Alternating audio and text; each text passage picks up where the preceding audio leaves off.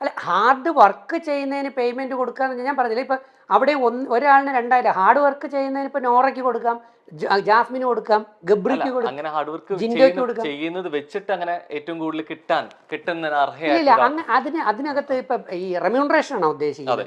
അങ്ങനെ റെമ്യൂണറേഷൻ ആണോ ഉദ്ദേശിക്കുന്നതെങ്കിൽ ഈ സീസണ് അങ്ങനെ വലിയ റെമ്യൂണറേഷൻ ഇപ്പൊ ഉണ്ടെങ്കിൽ യമുന ചേച്ചി എന്ന് പറഞ്ഞിട്ടുള്ള നേരത്തെ ഉണ്ടായിരുന്ന ഒരു സീനിയർ ആർട്ടിസ്റ്റില്ലേ, കാരണം ഈ മുഖ്യധാരയിലെ മുൻനിര ആർട്ടിസ്റ്റുകൾ പലർക്കും ഇതിൽ വരാൻ പേടിയുണ്ട്.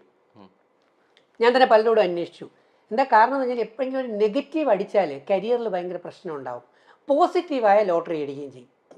അതാണ് പോസിറ്റീവായ ലോട്ടറിയാണ്, യാതൊരു സംശയമില്ല.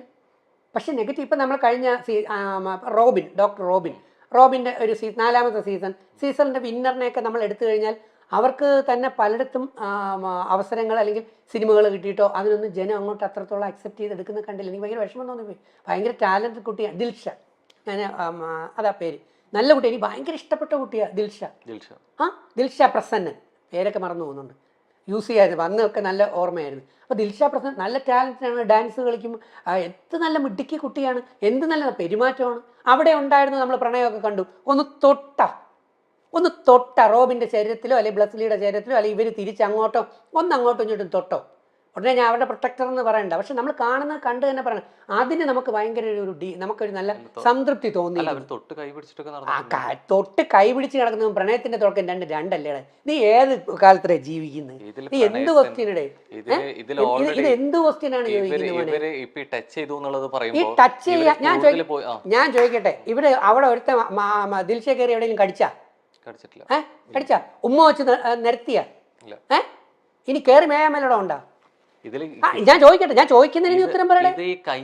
ഞാൻ ചോദിക്കുന്നതിന് ഉത്തരം പറയില്ല. ഇതങ്ങനെയാണ്, ഇതാണ് കൈ പീച്ച് അല്ല ചെയ്തത്. കൈ പീച്ചെങ്കിൽ സമാധാനിച്ചൂടെ? ഇപ്പൊ നമ്മളിപ്പോ എത്രയോ പേരുടെ കൈ പീച്ചുകൊണ്ട് നടക്കുന്നത്. ആർക്കത് ഓക്കെ? പബ്ലിക് പ്ലാറ്റ്ഫോമിൽ വന്നിരുന്നുണ്ട് കൈ പീച്ച, നമുക്കറിയാം എന്താണ് കൈ പീച്ചണെന്ന്. തുടക്കത്തിൽ പറഞ്ഞൊരു കാര്യമുണ്ട്, ഈ നിബന്ധനകളും നിയമങ്ങളും കൊണ്ടുവരുന്നത് കൂടുതലും മലയാളത്തിലാണ്, ഹിന്ദിയിൽ ഞാൻ സമ്മതിച്ചു, യാതൊരു മാറ്റമില്ല. നമ്മളിപ്പോ കമ്പയർ ചെയ്ത് പറഞ്ഞ എന്താണ്, പ്രണയത്തിനെ കുറിച്ചാണ് പറഞ്ഞത്. ആ പ്രണയത്തിൽ ദിൽഷ പ്രസന്നൻ അല്ലെങ്കിൽ നമ്മൾ നോക്കാം പേളിമാണി ശ്രീയേഷിന്റെ പോയി ആ വീഡിയോ റിവൈൻഡ് ചെയ്ത് നോക്ക്. എവിടെയുണ്ട് ഈ കടിച്ചുകളി, എവിടെ പിടിച്ചുകളിയും സാധനങ്ങളും ഒക്കെ എവിടെയാണെന്ന് പോയി അന്വേഷിച്ച് നോക്ക്. ഇത് നമ്മളെ പറ്റിക്കാൻ വേണ്ടി ഇതെല്ലാം നമ്പർ എടുത്തിട്ട് നമ്മളെ വെറുപ്പിക്കുന്നു. അതുകൊണ്ടാണ്, അതാ ഞാൻ പറഞ്ഞത്, ഇവർ തമ്മിൽ ശുദ്ധ പ്രണയമാണെങ്കിൽ, ശുദ്ധ പ്രണയവും അശുദ്ധ പ്രണയവും, ശുദ്ധ പ്രണയമാണെങ്കിൽ ഞാൻ അവരോടൊപ്പം ഉണ്ടാവും. അത് അശുദ്ധ പ്രണയമാണെങ്കിൽ നമ്മളില്ല. ശുദ്ധ പ്രണയത്തിന് എപ്പോഴും ഞാൻ സപ്പോർട്ടാണ്. അത് ജാതി മത രാഷ്ട്രീയത്തിനൊക്കെ അതീതമായിട്ട് ചിന്തിക്കുന്ന ഒരാളാണ് ഞാൻ സപ്പോർട്ട് ചെയ്യുന്ന ആളല്ല. പക്ഷെ ആണോ പെട്ടോ പിന്നെ അത് മുമ്പോട്ട് പോവുക എന്ന് പറയുന്ന ആളാണ്. അത് പിന്നെ അതെ, കാലം തെളിയിക്കട്ടെ. ആ കാലം തെളിയിക്കുമ്പോൾ അത് നല്ല രീതിയിലാണ് വന്നാൽ ഇവർക്ക് അക്സെപ്റ്റൻസ് ആയിരിക്കും. അപ്പൊ ഞാനും ഉണ്ടാവും. അപ്പൊ ഞാൻ ഒരിക്കലും എതിർക്കത്തില്ല. വൈകൃതമായിട്ടുള്ള മനസ്സ് വൈകൃതമായ മനസ്സ് അതും ഇതേ കാറ്റഗറിയിലേക്ക് തന്നെ പോകണം. ഞാൻ ചോദിക്കട്ടെ, നമുക്ക് ബാക്കി ആർട്ടിസ്റ്റുകൾ എടുക്കാം. ശ്രീരേഖ എന്തെങ്കിലും പറയാനുണ്ടോ? നല്ല ക്വാളിറ്റി ആയിരിക്കുന്നു, ഒരു വികൃതമായിട്ട് നമുക്ക് തോന്നിയില്ല. രണ്ടാമത്തേൽ നമ്മൾ എടുത്തു കഴിഞ്ഞാൽ ശ്രീരേഖ കഴിഞ്ഞ ആണ്, കാരണം അതിന്റെ ക്വാളിറ്റി വിടുന്നില്ല. അൻസിബാസൻ ആ ക്വാളിറ്റി വിടുന്ന അവരവരുടേതായ രീതിയിൽ ഇങ്ങനെ ഒതുങ്ങിയിരിക്കുന്നു.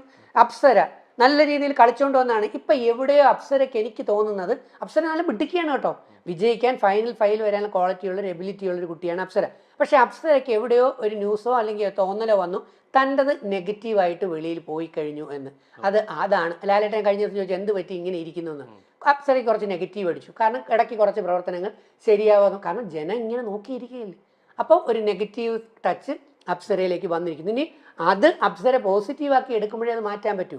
നെഗറ്റീവിനെ നമുക്ക് പോസിറ്റീവ് ആക്കാം, മനസ്സിലായി? പിന്നെ അത് കഴിഞ്ഞ് ബാക്കി ഓരോരുത്തരിലും ഇങ്ങനെ നോക്കി കഴിഞ്ഞു കഴിഞ്ഞാൽ നമുക്ക് ചോദിച്ച ചോദ്യം എന്തായിരുന്നു? ഏറ്റവും വികൃതമായിട്ട് അല്ലേ?